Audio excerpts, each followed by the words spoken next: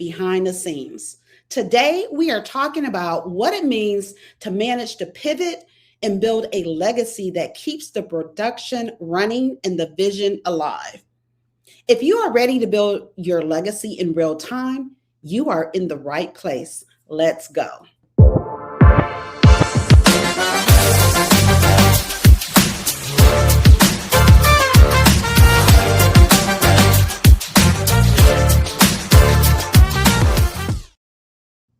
Welcome to Women of Color Live, the live version of Women of Color, an intimate conversation, a top 20 women's empowerment podcast.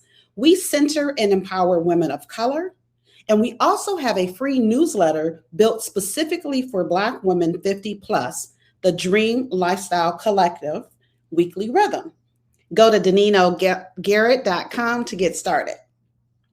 And shout out to our production team at the Leon Thomas Group. Today's guest is Nicole Welch, a production manager, Television Academy member, and industry authority featured in the 2026 Produced By magazine Spotlight. And she's a homegirl from the D, and I know her very well. This month, we are highlighting the execution series, Power, Pivot, and Purpose. Nicole, welcome to Women of Color Live. Hey, Deneen. Happy to be here. Thanks for having me. Hey, you are so welcome. All right. So I know Nicole, I have known her for a while. So you'll probably hear me say Nikki because that's what I know her as, what I've taught her for a number of years. Let's backtrack. She actually worked at the daycare that my son went to, and she also babysat him. So that's how close we are. That's how we go back. Love John. Yes. Right. So I just love this. And you know what? So as I was thinking, and as I was kind of like reading your bio, I recognized that this is and saying legacy. I'm like, this is your family legacy. It's like so many members of your family are in this space.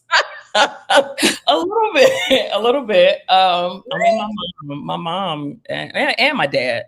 But my mom growing up, we used to just watch her. She had a show that came on, was it Barton Cable, on Wednesday nights. It was called City Highlights. And so we just grew up in it. She was doing that show until I was well into high school, maybe even like into college. Before she ended that. That is so awesome. And then you said Barton Cable. So again, for folks from the D, we know. Barton Cable. Oh, and as a matter of fact, for those who don't know, the Barton family did, they own the casino in Vegas, D. I don't know if it's the D or D or what. Yeah. If I'm not mistaken. I mean, y'all can check it, fact check me on that, but I believe that they did own that casino. I don't know if the family still owns it, but I believe that they opened that casino and it's down on Fremont Street. So it's in downtown, old Las Vegas. Yes. Right? That is so cool. That is so cool. I love that. All right. So let's kind of jump into it. Oh, and by the way, those who are watching, let us know you're out there. Engage with us. Drop WOC in the comments. Drop a dreamers if you are part of the Dream Lifestyle Collective, and drop a heart if you're family or friend. Because again, we want to know you're out there. Drop questions, comments, all the things. Engage with us. All right. So Nikki, who were you before the title, before the credentials of the PGA in the Television Academy? And what was the decision in that Detroit control room that shifted how you saw yourself as someone built to lead production? That's a handful right there, Deneen. Okay. So before all of this, I guess let's talk about my journey just a little bit. Yes. Right? So as I mentioned, my mom had her television show when I was a kid. Like I was on her show when I had to been about 3, just on it, doing little arts and crafts for like a special, I think it was like an Easter episode or something like that. But as I got older, I got to just come to work with her. So not only did she have the television show, she also worked on Mix 92.3. So I would go to the radio station with her sometimes in the morning. And then on Wednesdays, we'd go from the radio station to the television station. And I would either sit in the studio and watch her and watch all the cameras and all the camera people, or I would sit in the control room. And I really loved sitting in the control room with her director and producer, Montez Miller, because she was just such a fascinating person to watch and just see her just do everything that she was doing. Like, that's a lot to be a producer, to be the director, just calling all the shots, you know? And I love seeing Black women in this field doing what they do and doing it well. Yes. And so, like I said, as a kid, that's what I would do. And I fell in love with that. I fell in love with the things that Montez was doing. And Montez, even when I was old enough, she let me like PA for her, for like a Hyundai event that she was doing, let me sit in on the edit for it, that kind of stuff. But beyond that, before we even get to television and those kinds of things, I was just a kid who loved music. I loved coming home, watching things like TRL, and I used to love Video Soul, like those kinds of shows, 106 in Park. And so those things really just ignited a fire in me to want to learn more about the industry and just how things come together, because I love seeing things go from 0 to 1,000. And it just left a big impact on me. And so that is what kind of helped keep it going for me as I continued on. And then what was the second question you asked me, sorry? It really was just all part. It was all part of it. For all of that, right? And so you taking us on your journey, you know, we appreciate that. And then to where you are today, right? Leading production. Yeah. And so, believe it or not, it was one question. It was just a long question. It was one question. Oh, no, that's all right.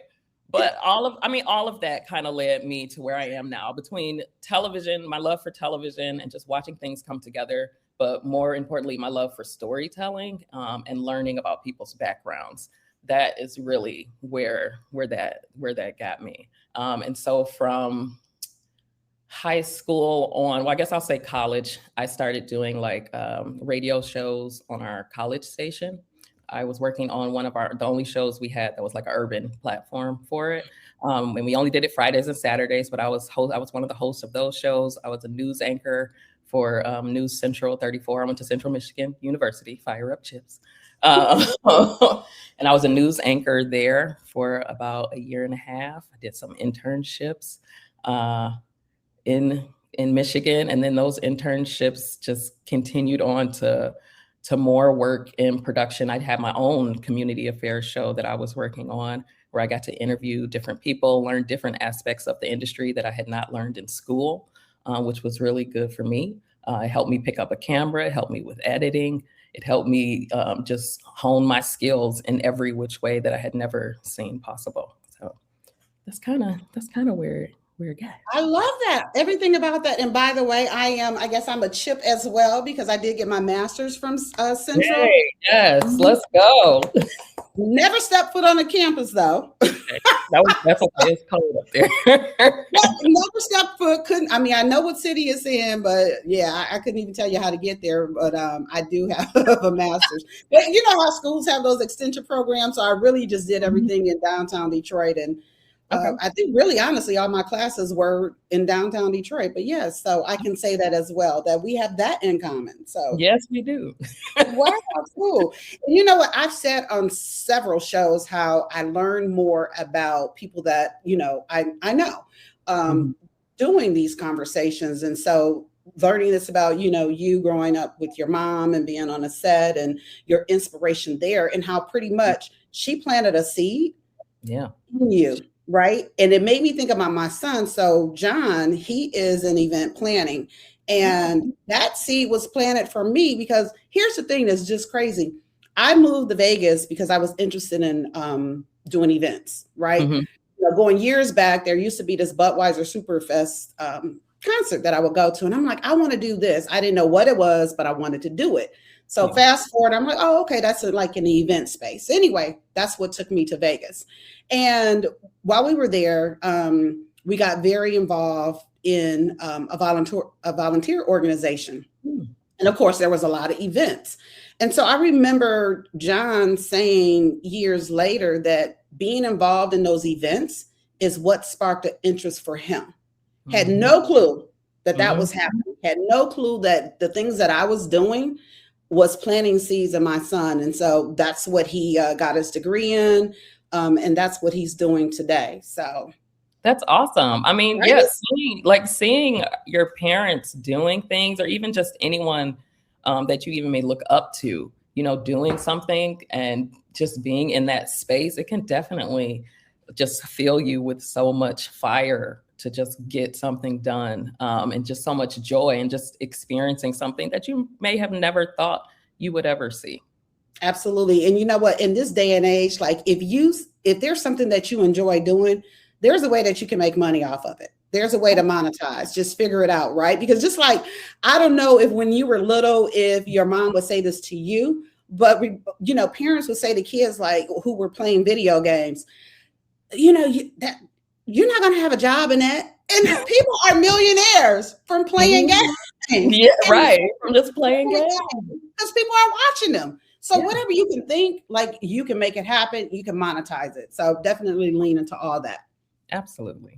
So you mentioned how you love seeing Black women in this space, right? And I'm going to kind of take a gather that probably not very many Black women are in this space. Is that pretty true? There are Black women in this space, in the production space, just in general. As a production manager, I'm usually the only production manager on the sets that I'm on. It's very rare that I have more production managers. And so unless I'm going to like networking events, like those kinds of things, I'm not going to see many other Black women, at least in my position, just because we're not working together. But yeah, most of the people that I work with, there have been a lot of sets. Most of the sets that I've been on, I've been the only Black person that has been on the set. It's a little disheartening, to be honest with you. But I say it's a little disheartening, to be honest with you, but we're going to change that. Yeah, absolutely. Right. By continuing to show up, right. And to be visible, to make sure that we're visible. So I was sharing with you that I was at BOMISI last week, which is an organization for Blacks in media. And they have an annual summit, and that summit was in Detroit. And Jamil Hill was one of the, she was on a fireside chat conversation. And she talked about how they were asking, I think they were kind of asking, like, what advice would you give to like up and coming journalists? And she said that the way I'm going to take away from what she said is, one, and they were talking about creators. So it was kind of like the journalists versus the creators. And she mentioned something how, well, the creators wouldn't have anything to talk about if it weren't for what the journalist was writing. Okay, that was one aspect or perspective. She also said that the journalists, they need to lean into what the creators are doing, and that's branding yourself. So she was saying how, for the most part, when you're going, you're taught as a journalist that you're not the story.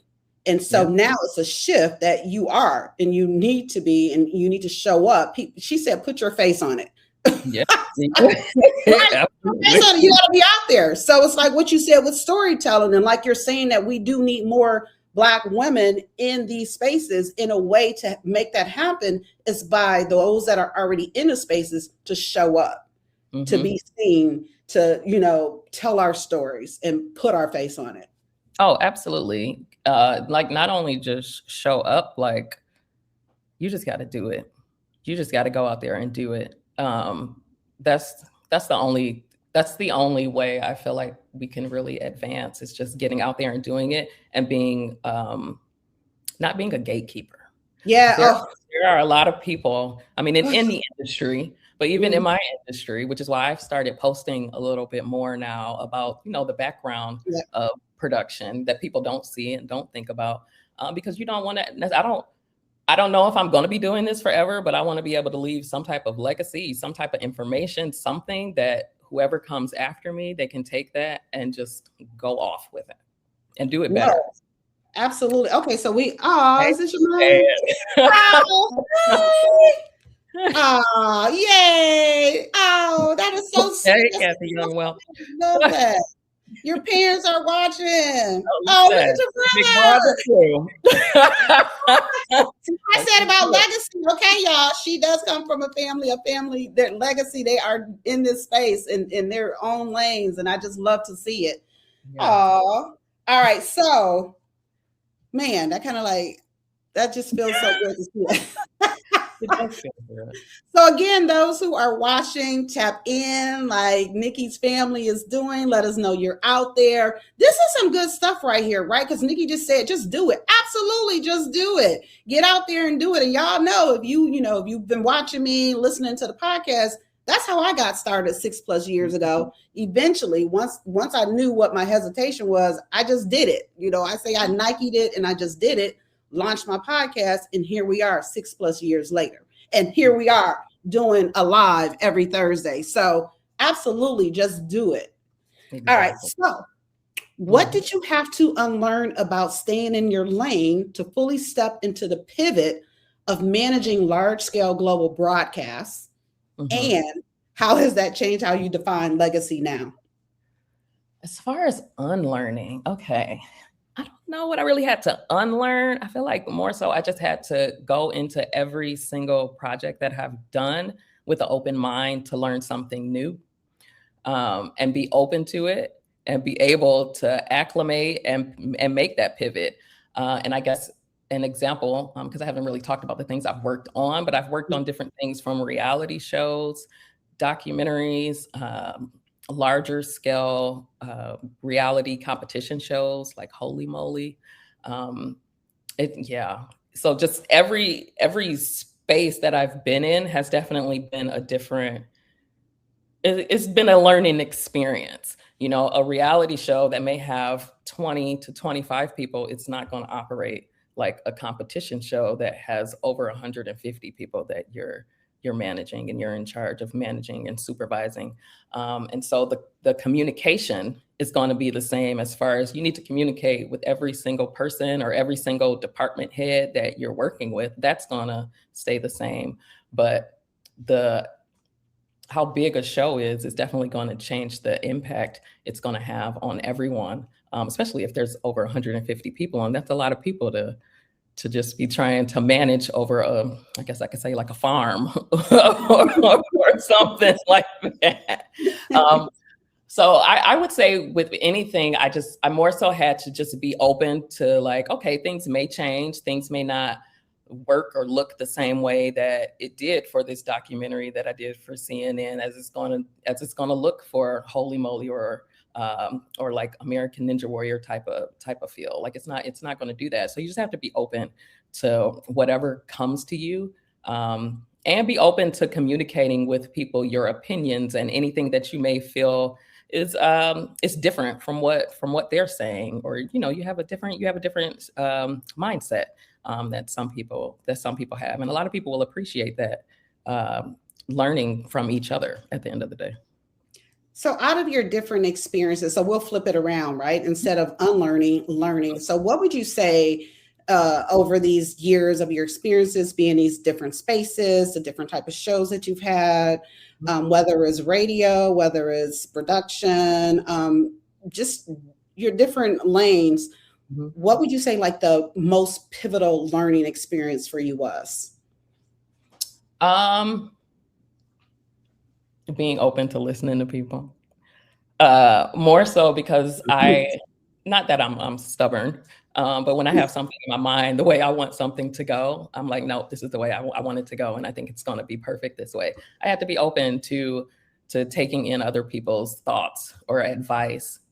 Because at the end of the day, I'm still learning, every day from every single person that I work with. And I'm very thankful for that, whether they've been a person who's been a little more difficult to work with or just someone who I adore working with every single day and miss it when our shoot is over. Yeah. I love that. So being open and listening to what they have to say and knowing that you know a lot, but there's still more to learn. Oh, yeah. Forever. I'm a forever learner. Right. And so I want to kind of go back to this because this podcast is about empowering women, right? So it's like giving us something tangible that we can walk away with and we can do. So again, going back to wanting to see more Black women in a space, loving when you are seeing Black women in a space, do you have a community? Like I know, a few years ago, we were talking about the different memberships that we were involved in and what should we get involved in, like what's most in alignment with where we are in life at that particular time and whatnot. What community do you have today? To be honest, my community is pretty, I consider it to be pretty big, because for me, my community is, I don't want to say anyone I've ever worked with, but kind of, because I still will get messages from, whether it's just text or emails, from people just checking in, people reaching out to me saying, hey, I had someone reach out to me the other day that was like, hey, I know someone who's looking for a production manager for a very big event. Unfortunately, I had to turn that down, but I consider my community to be pretty massive. And I like that, because no matter where in the world I go, there's always going to be someone that I can not necessarily lean on, but someone that's going to be there to have my back. And I appreciate that. And yes, I have my women of color. Like, I do have my women of color. I have my LGBTQ. You know, I love my alphabet mafia. So they stay strong for me. Happy Pride. Happy Pride. Thank you. So yeah, I have a really great community that is very supportive of me. Yeah, I love that. I love that. And you mentioned that you're doing videos on, so you're doing on IG, I know, because I see them. So make sure that those that you're following. And so that's your way of giving back. That's your way of educating, your way of, impacting legacy. Are you doing any like one-on-one mentoring, or are you mentoring in small groups? Are you doing any of that? I don't have any mentees right now. I would love to get some mentees. I love talking about what I do, because it's such a joy for me to do it. And I love explaining to people what I do. It can be kind of hard to explain what a production manager does, because we have so many different hats, and because every genre that you go into, the production manager, and the production management team, they may operate a little differently. And when I went to school, like at Central, I got a degree in broadcasting and cinematic arts, and the focus there was more, so I wanted to be a news anchor then, and a news reporter. And so the focus there was literally just the newsroom, the control room, like that kind of stuff. And then I went back to school. I went to Specs Howard, because I wanted to learn more about not necessarily the film side of it, but kind of more like that run and gun. It was like a one camera, a producer, and a person just asking questions, talking to someone. So I wanted to kind of get that experience. And so I don't know, I feel like I've been prepared for every aspect that I've been in as far as production. But yeah, every production management job is it's a little bit different. Yeah. Yeah. Well, what's maybe one or three things that would fit in any scenario, right? Like one way to show up that would work regardless. Like one way to show up as a production manager, or just? Yeah, in any of those situations. I think one of the biggest things is, and I'm probably going to keep on hounding on communication, because that is one of the biggest things in production management. Like if your production manager is not communicating with your producers, not communicating with your lighting team, with your sound team, and like all the other different aspects of a show that helps it bring it together, things can kind of fall through the cracks a little bit more. And I know every I don't want to say every production, but not every production will have a production manager, but it's a lot easier, I'd say, on people and on the team in general to have a production manager, because that person's going to be there to anticipate the needs of everyone based on all the information that has been given, based on the story. They're going to try to have everything prepared for you. So when a producer asks like, hey, where's my plant that I needed in the back? Oh, it's already over there. Like we already got it for you. Like, you always want to be 3 steps ahead. You don't want someone to just be waiting. Be like, oh, well, where's the water? Well, we're out of water. Why are we out of water? That's a problem. Yeah. So basically project managing, right? So for people, like you said, to kind of explain to people, well, what does a production manager do? It's a form of project managing, right? It's just project managing for production, if you will. Exactly. It's helping put all the pieces together to make one giant puzzle. And make sure it's running smoothly, or as smooth as it could, right? saying. As smooth as it can without the audience noticing the bumps. Oh, they didn't even notice that. Like, you knew it was everything was on fire, but we didn't know that. We didn't see that because you were there. You were on this. It's like that little dog gif where he's just sitting at his little coffee table, like everything's fine and everything's just on fire around. Yeah, exactly. That's me every day. That's you. I love it. I love it. All right. So y'all heard her. She says she's looking for mentees. So reach out. You know, her handle is on a screen. Yep. So she's open and she's definitely wanting to connect with more people to help more Black women be in this space, show up in this space. So Nicole, you've managed the logistics for everything from The Biggest Loser to live sports and documentaries. Most people see the final broadcast. They don't see the sites behind the management, which is what we're talking about right now. What does mastering the pivot make possible that a perfect plan never could? Wow. So I will say I was a production assistant for The Biggest Loser. That was like one of my first production jobs. So I won't say that I managed those logistics. I did have to get people around a lot, actually. But I think with me, I've pivoted so much. I feel like as a freelancer, it's just something that you do. And those pivots just help at least me become a stronger person, more confident in myself. I went to New York. A lot of places I went without knowing exactly what I was going to be doing. When I went to New York for my internship at BET, this was after I graduated from Specs Howard, and my only goal was at that time work at BET as an intern and get on 106 in Park somehow, some way. And that was a pivot I had to take because I had been working on a local show in Detroit where I was interviewing different celebrities. I really wanted to interview Monica, and I was able to do that within 6 months of graduating. Like, I was on the ground doing what I had to do to get the interviews I wanted. But that was a pivot I had to make because I had just interviewed for a local, it's supposed to be not necessarily a spokesperson, but like the people who do the safety videos and those kinds of things for different companies.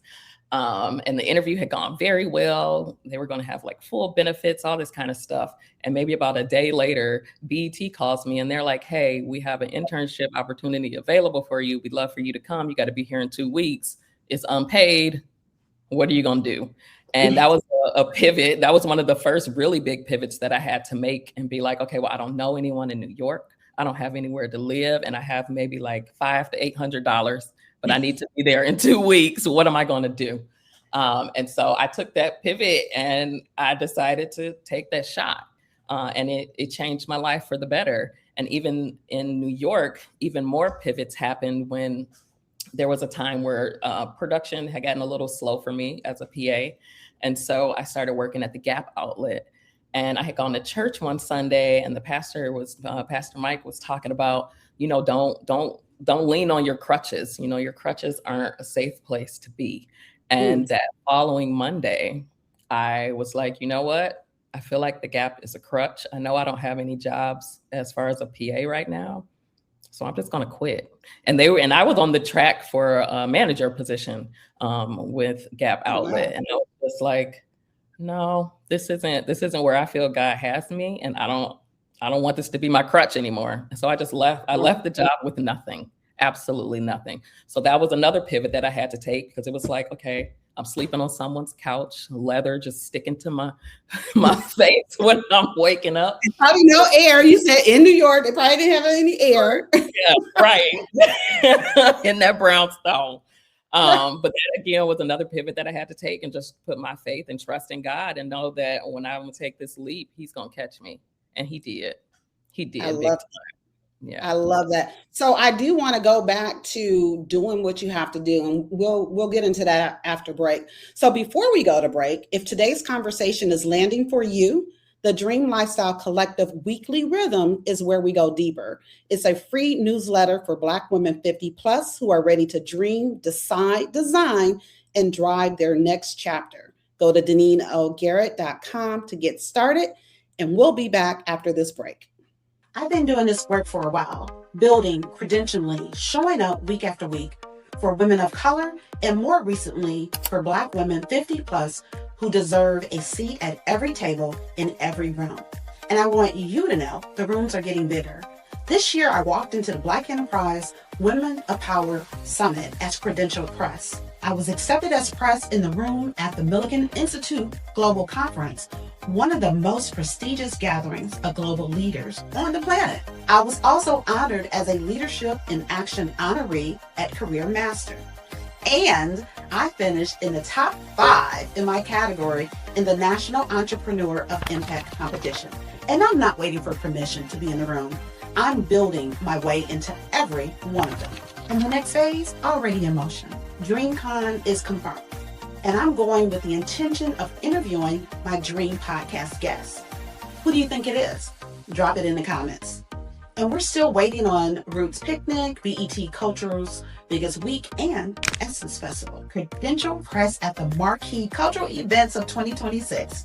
Bringing those conversations directly back to you across my social channels. And if you're a Black woman over 50 who is done settling for the life you thought you were supposed to have, who is ready to dream boldly, decide intentionally, and drive your vision, there's a community built specifically for you. The Dream Lifestyle Collective, where we don't just talk about the dream, we live it. All right, so here's how you can be part of what's building. Watch and subscribe on YouTube, where we have new conversations every Thursday. Listen and subscribe to the top 20 women's empowerment podcasts, Women of Color in Intimate Conversation. And if you're ready to join our community, come inside the Dream Lifestyle Collective. And if you're a brand and you're ready to be in a room where women of color conversations happen, and more specifically where Black women 50 plus gather, become a sponsor. The vision is already moving.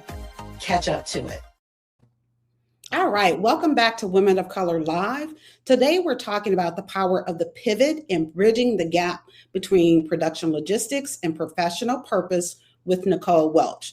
And before the break, Nikki had mentioned that she wanted to interview Monica, and she did what she had to do to make it happen. So what did you have to do? What did you do to let us know? Oh, man. That's a crazy story. I found out she was going to be at Motor City Casino. It was like Big Boy's birthday or like a new album release. I forget exactly what it was.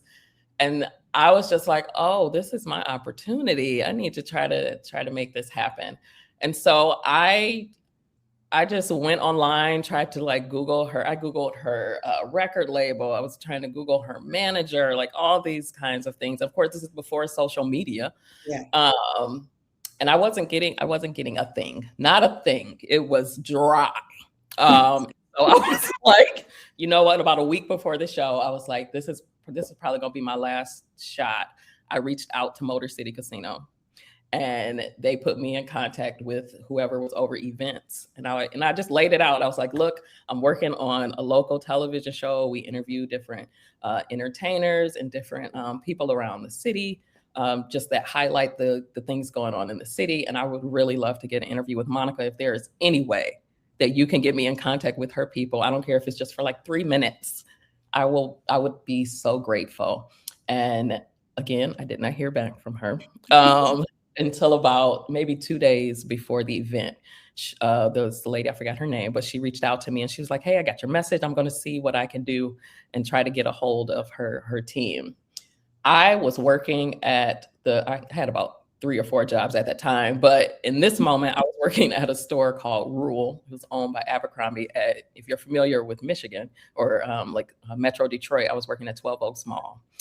I got a call about 4 hours before the event was supposed to start from the lady at Motor City Casino. She was like, hey, I got a hold of her people. She said, if you can make it here before the show, you could do the interview.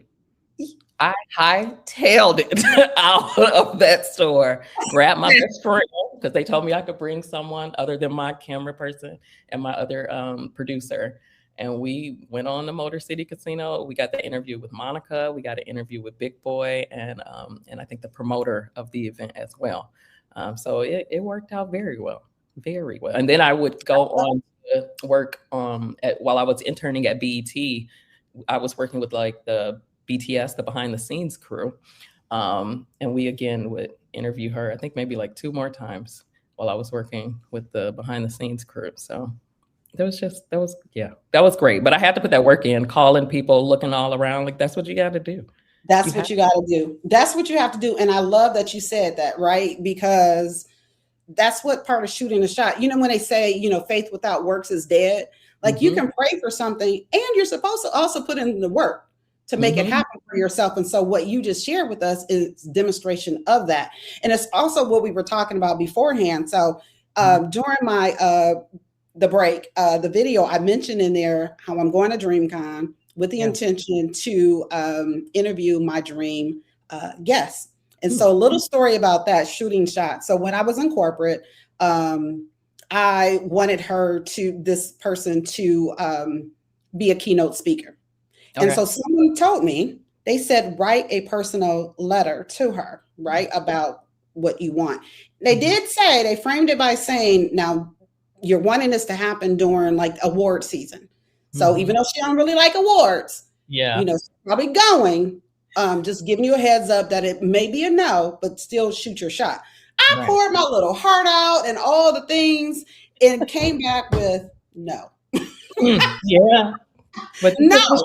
I mean, my little heart was crushed because I really poured out my heart to this individual in this thing. And I just knew it was going to be a yes. They would figure it out, but it was a no. And it's okay, right? Because I've like circled this person several different times. Like she and I were in the bathroom at the same time. I didn't know it. I missed her, so didn't get a chance to have a conversation there. There was another event where I'm walking up ready, you know, to chat with her, take a picture with her, and her gatekeepers were like, they're like, nope, we got somewhere to go, and kept it moving. So I have a picture of her back. Right. I'm like, what is going on? Why? Why? So now I potentially have another opportunity. And so here's how I feel about all of that. I feel that it's timing as well. Sometimes it's not your time to receive a thing that you think you want. I don't want to just be like, hey, girl, let's take a picture. I want more than that because I think very highly of this individual. She is a game changer in her space. Makes way and room for other people. So all of those things she has going on. And I didn't know, like, well, what do I want with this person? What do I want to come out of this interaction, right? So I wasn't clear on what it is that I wanted to come out of the interaction. And that's why I believe that it never happened, because I wasn't clear on my why, right? So that's my little experience. However, I've been shooting my shot. As we talked about before, you know, we went live, and how now I'm showing up at spaces as press. Now, because Black Enterprise Women of Power Summit, they put out a call to action, like, if you're interested in showing up at the summit as press, like, reach out. And I did. They said yes. And that opened the door to other opportunities. So I'm like constantly on a hunt, like, oh, I want to be a part of this. I want to be a part of that. Let me reach out. How do I get press credentials? And so now that's how I'm showing up. That's just another notch in my belt, if you will, showing up as press. But it's because I did, you know, I shot my shot. I mean, exactly. How else you gonna get on there? When I just did it, you know what I'm saying? Like the things, like all the different things, I just did it. So I do want to go back to gatekeeping, right? Because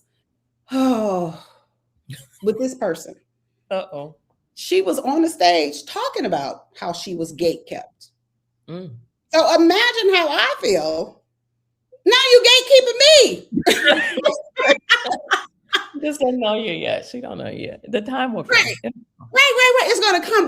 But the thing about it is, it's like with a lot of people, right? Because these people they're starting from, you know, as Black folks, a lot of us, this is not our background. This is not how, you know, this is not our legacy per se. This is not like family generational. It's not necessarily generation. Some of us are first or second in whatever it is we're doing. So we don't have the years and the generations of that backing, right? So we have to kind of like start from, like you did, shooting shots. We had to go for it. We had to say, this is what I want. I'm going to do what I need to do to make that happen. Then we get up here to such a level. Now the gatekeeping happens. Mm-hmm. And I understand it, right? Because you can't continue to grow and build if you're always so accessible. And at the Mm-hmm. same time, it's disheartening because you talk about how you were gatekept, now you're gatekeeping. I just want your thoughts. Interesting. Mm-hmm, mm-hmm. Yeah, I'm not a big fan of gatekeeping. I feel like everyone should just, I mean, I guess some now. I mean, the only thing I'm gatekeeping is like the secret little I don't even know if I want to say it, the secret little lane on the 110 freeway downtown. Like I would gatekeep that. We don't need everybody knowing that. No, you don't. Oh man. You know, artists and creatives, they could be a little different. A lot of people feel like, because this happened to me and I had to prove myself, you're going to have to do that as well. Mm. And for some people, that's okay. For me, I'm going to give as much information as I can. That's not, giving away super industry secrets that, Yeah. NDAs that I signed could, mess me up. But I'm not a fan of the gatekeep. I'm not a fan of the gatekeep. And I do believe that people should work for what they want, And even though I did have that backing with my mom, that was one of the reasons I wanted to leave Michigan. Because I was like, as much as I love being here and I love my family, I don't want what I want to do to get trumped by who my mother was. And I know that may not mean a lot to the world, but for the city of Detroit, where she's walking down the street and people are just acknowledging and being like, hey, Kathy Young Welch, hey, I didn't want that. Like even at Specs Howard, I did not know that she knew the president of Specs Howard. She told me this and I was like, well, I'm not going to tell him that. And so it wasn't until my graduation that he found out that I was my mother's child. And he was like, well, why didn't you tell me this? Because I also had one of my teachers worked with my mom. And it was harder for me in class, in my radio class, to do my projects because she would be like, well, you're sounding like your mother. You need to sound like yourself. And I'm like, well, this is the way I talk. Like, I don't know what else to do. We do sound alike. But that was one of the reasons I wanted to move away from Michigan, because I wanted to do my own. I wanted to start my own and start from that ground up, which I continually do every time I move city to city. Yeah, and you know what? Let's see. Right. Yeah. So we're reading what her mom wrote. I'm reminded that you said you would learn to survive. Yeah. In order to become successful, and you were right.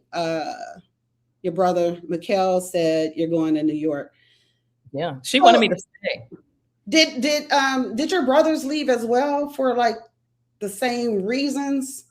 That wanted to go their own paths, or they definitely wanted to go on their own paths. My oldest brother, Mikkel, he went to Morehouse, so he was gone in '97. And he loved Atlanta. And then my other brother, David, he went off to Chicago, and they both started, their own paths, and somehow we all kind of ended up. See there, look.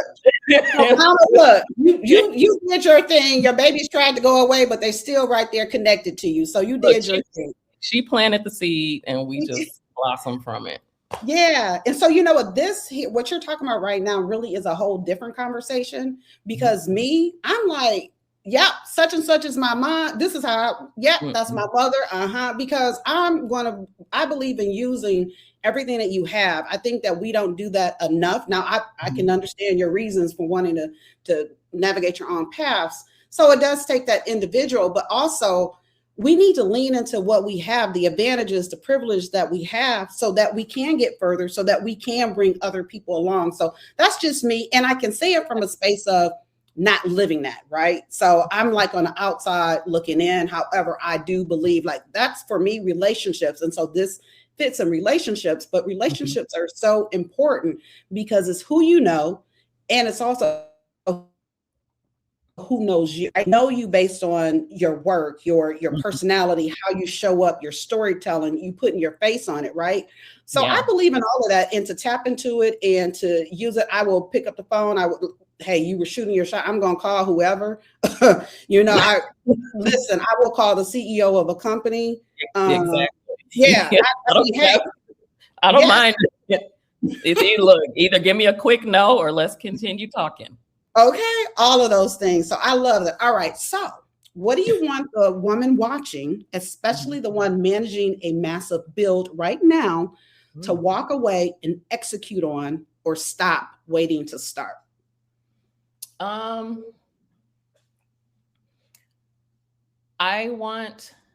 would love for women to stop waiting. I know I said this earlier, to like just do it. Stop waiting. And it's something that I sometimes struggle with, to be honest with you. Imposter syndrome is real. It's real. But just this concept, and I continue learning this from different like television academy events where they have like panels, and PGA events where they're having panels and people talking about the projects that they're doing. And they're like, you know what, when we got together with our friends and just started putting things together, even if it wasn't the best in the beginning, it's helped us get to where we are now. So you just have to stop putting stops on yourself. Stop overthinking things. And even if it doesn't come out the way that you initially thought it would, just keep pressing forward. Everything is a learning example, or a learning to take away from. So stop putting stops on yourself, because it is possible to get through everything that you're doing on the other end. I believe in build the plane as you're flying, right? That same, like, let's just get started and build on a way, right? Is an evolution. You're continuing to learn, as you said. When I started 6+ years ago, I was using Anchor. I was using free Anchor. I would have to text my people to say, here's the link. Come in on the link. Then we progress to, now I'm using Zoom. Like now we progress to, having a team, and running the production of it, right? So it's like, absolutely, just start, and then you grow, you pivot, you learn, and all the things will come. Absolutely. I'm never going to stop learning. Please keep teaching. All right. So for the woman watching who is navigating a major career pivot and wondering if she has the authority to lead the room, what permission do you give her? She doesn't need permission. She already has it. Your permission has been given and granted. God has already wrote your journey. Ooh. You just got to follow some steps. Okay. That's how I walk around in life. I don't like when people see me on set this morning. They saw me on set and they're like, it's 4:00 in the morning. You real happy? I was like, look, God woke me up today. I'm here. Hey. Everybody showed up to work. I didn't have to chase anybody down. We're good. Praise him. Hallelujah. All the things, right? Yes. Clap that up. Absolutely. So you're right. You don't wait for permission. You become it. And when you become it, everything rises to meet you. That's the Dream Lifestyle Standard. So join the Dream Lifestyle Collective weekly rhythm, a free newsletter with strategy, inspiration, and community for Black women 50+, ready for their next chapter. Again, go to DeneenLGarrett.com to get started. All right. Before we wrap, what would you like to leave those watching or listening with? I'm going to keep saying this. Go out and do it. And I'm saying it because I am in a place where there have been dreams that I've had that I had since New York that are starting to resurface and bubble up. And they started coming up as I was preparing for this podcast. Okay. Podcast. Maybe, right. Thank you. Well, I still think about that SWOT. Okay. You think about what? The rooftop? Did you say the rooftop? The SWOT. When you were texting me about the SWOT. SWOT. Am I saying it right? Oh, yes. The SWOT analysis. Yes. It's not finished yet, but I still think about that. But yeah, a lot of dreams have just started resurfacing for me. And I feel like they're even more resurfacing now because not that I pushed them aside, but I waited. I'm a very, very patient person. And I know now where I am and the experiences and things that I have been through, all of those things that I've learned are going to help me to now bring everything else into fruition. So no, and that's how we should be. We need to pause, right? We don't have to, like me. I don't have, I'm one of those ones. I've always been like taking a test in school. I'm like, I want to, the first one to get done. Now, are they all right? Maybe not. I was finished. They all C's. Yeah. I just wanted it done. Like I just moved through, like checking off. Like I love to check off. Like I am that person who loves to check off things. So I'm having to learn to like, nope, girl, just sit back, just slow down, just pause, just wait. Even if it takes a while, that's fine. It's going to happen. Like I said, my situation with that person who I keep circling, it's been so, it definitely has been more than 4 years. It has been probably about, 4+ years from when I sent that email, pouring out my little heart. But it hasn't happened yet. And it's okay, right? And I also want to say this about the people who, I didn't mention any names when I was thinking about these gatekeepers, but you can think of any successful Black person for the most part who, because many of us, we start, we come from humble backgrounds, whatnot. Again, we didn't start necessarily in that space that we ended up in. They are the ones that I was thinking about, the ones that I was talking about. They are making a difference. They are impacting, they're giving back. So when you get to a certain level, there has to be some type of gatekeeping, right? So I wanted to say that part, that I understand it. And again, it would be different if they were the level of gatekeeping to whereas they don't help anybody out. But these people, they truly, truly, truly do. I'm still mad that, girl, don't gatekeep me though. And don't gatekeep when you just talked about being gatekept. Now that don't match.